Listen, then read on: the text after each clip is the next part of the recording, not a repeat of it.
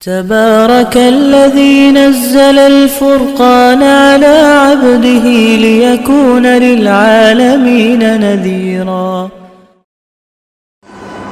بسم اللہ الرحمن الرحیم نحمده ونصلی علی رسوله الکریم اما بعد فاعوذ باللہ من الشیطان الرجیم بسم اللہ الرحمن الرحیم وقال النبی صلی اللہ علیہ وسلم الحیاء شعبۃ من الایمان او کما قال علیہ الصلاۃ والسلام۔ نبی اکرم صلی اللہ علیہ وسلم نے ارشاد فرمایا، حیا ایمان کا جو ہے ایک بہت بڑا شعبہ ہے۔ حضرت عبداللہ ابن عمر رضی اللہ تعالیٰ عنہ ارشاد فرماتے ہیں کہ اللہ تبارک و تعالیٰ نے انسان کی ایمان اور حیا کو دونوں ایک ساتھ اتارا۔ جب ایک چیز آدمی سے ختم ہو جاتی ہے تو دوسری چیز آٹومیٹک جو ہے وہ ختم ہو جاتی ہے۔ گویا کہ اس حدیث پاک کے اندر حضرت عبداللہ ابن عمر رضی اللہ تعالیٰ فرماتے ہیں کہ حیا جو ہے یہ ایمان کا ایک بہت بڑا لازمہ ہے۔ جب حیا انسان سے نکل جاتی ہے تو انسان کا ایمان بھی جو ہے اس سے ضائع ہو جاتا ہے۔ اسی طریقے سے ایمان جو ہے وہ ختم ہو جاتا ہے تو حیا بھی اس کے ساتھ جو ہے وہ ختم ہو جاتی ہے۔ گویا یہ دونوں چیزیں لازم اور ملزوم ہیں۔ اب حیا کی لغوی تعریف کیا ہے؟ تو علماء فرماتے ہیں حیا کی لغوی مطلب یہ ہے کہ جھجکنا، اردو کے اندر اس کو آسان لفظوں میں استعمال کریں کہ شرم محسوس کرنا۔ آدمی کسی بات سے جب شرم محسوس کرتا ہے تو اس کو حیا کہا جاتا ہے۔ اب علماء نے جو ہے حیا کی 3 قسمیں بیان کی ہیں۔ سب سے پہلی قسم حیا کی اس کو حیا طبعی کہا جاتا ہے۔ جیسے عمومی طور پر انسان جو ہے بسا اوقات کسی کے سامنے کلام کرنے سے، بات کرنے سے شرم محسوس کرتا ہے، اس کو انسان کی طبیعت کا حیا کہا جاتا ہے۔ یہ گویا کہ انسان کے اندر ایک بیماری ہے، اس کو دور کرنے کی کوشش کرنی چاہیے۔ یہ ایمان کا حصہ نہیں ہے جو حدیث پاک کے اندر حیا کا جو ہے ایمان کو جو ہے حصہ قرار دیا ہے۔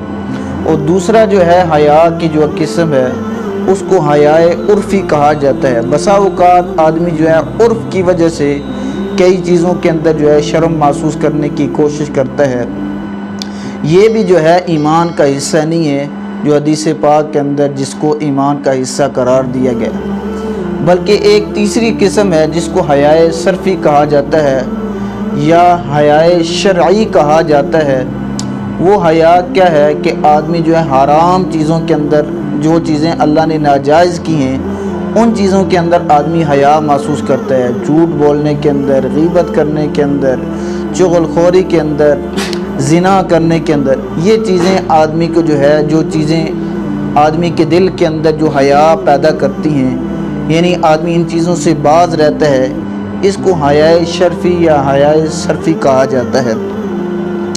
اور یہ حیا جو ہے ایمان کی جو ہے جس کے اللہ کے نبی صلی اللہ علیہ وسلم نے فرمایا کہ حیا جو ہے ایمان کا حصہ ہے، تو جہاں پر حدیث پاک کے اندر ایمان کا حصہ بتایا گیا ہے وہ یہی حیا شرعی ہے، جس سے آدمی کو جو ہے بچنے کی تلقین ہے کہ آدمی جو ہے اس قسم کی حیا جو ہے آدمی کے اندر محسوس ہونا شروع ہو جائے تو گویا کہ اس کے اندر جو ہے ایمان جو ہے وہ موجود ہے۔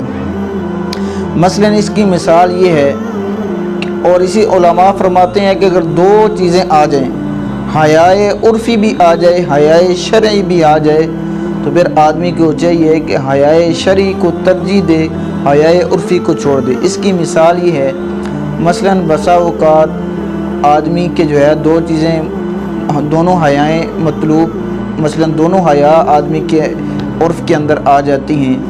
ایک طرف حیا شرعی کا تقاضا ہوتا ہے، دوسری طرف حیا عرفی کا تقاضا۔ مثلا کوئی عورت جو ہے اپنے سر کے اوپر دوپٹہ کرنے کو جو ہے عرف کے اندر جو ہے وہ سمجھتی ہے کہ یہ میرے لیے عیب ہے اور میرے لیے اچھا نہیں ہے، اس کو حیا عرفی کہا جاتا ہے۔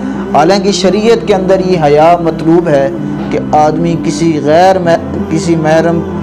محرم کے سامنے جو ہے عورت سامنے نہیں آنی چاہیے، دوپٹے کے ساتھ آنی چاہیے۔ یا آدمی جو ہے مثلا ٹوپی پہن کر اگر بازار میں نکل جائے، حیائے عرفی کے اندر تو یہ ہے کہ آدمی کو شرم محسوس ہوگا، لیکن حیائے شرعی یہ ہے کہ آدمی کو، مومن آدمی کو چاہیے کہ اپنے سر کے اوپر ٹوپی رکھے۔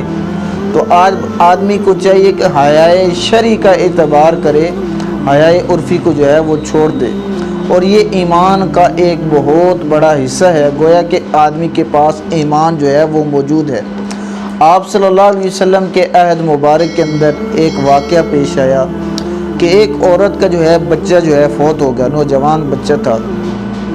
وہ عورت آپ صلی اللہ علیہ وسلم کے پاس بھاگتی ہوئی آئی اور کوئی شرعی مسئلہ پوچھنے کے لیے آپ صلی اللہ علیہ وسلم کے پاس آئی، لیکن سر کے اوپر دوپٹہ اور اسی طرح سر پر چادر، اس نے جو ہے اس حیا کا خیال رکھا، یعنی اتنی جو ہے غم کی کیفیت کے اندر بھی اس عورت کے سر سے دوپٹہ نہ اترا۔ کچھ صحابہ کو بڑا تعجب ہوا کہ یہ غم کا عالم ہے، غم کی گھڑی ہے، اس عورت نے جو ہے اس وقت بھی جو ہے سر سے دوپٹہ نہیں اتارا۔ تو بعض صحابہ نے سوال کیا کہ اس غم کے عالم کے اندر بھی جو ہے آپ کا بیٹا، نوجوان بیٹا فوت ہوا ہے، آپ نے جو ہے سر سے دوپٹہ نہیں اتارا۔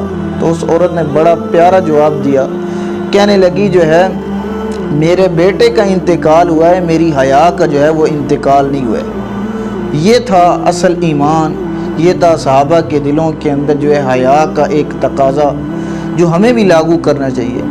آج ہم جو ہے بہت سی چیزوں کے اندر جو ہے جو شریعت کے اندر مطلوب، جہاں پر حیا کرنا ضروری ہے، ان چیزوں کے اندر ہم حیا نہیں کرتے ہیں، اور یہ ایمان کا بہت بڑا حصہ ہے۔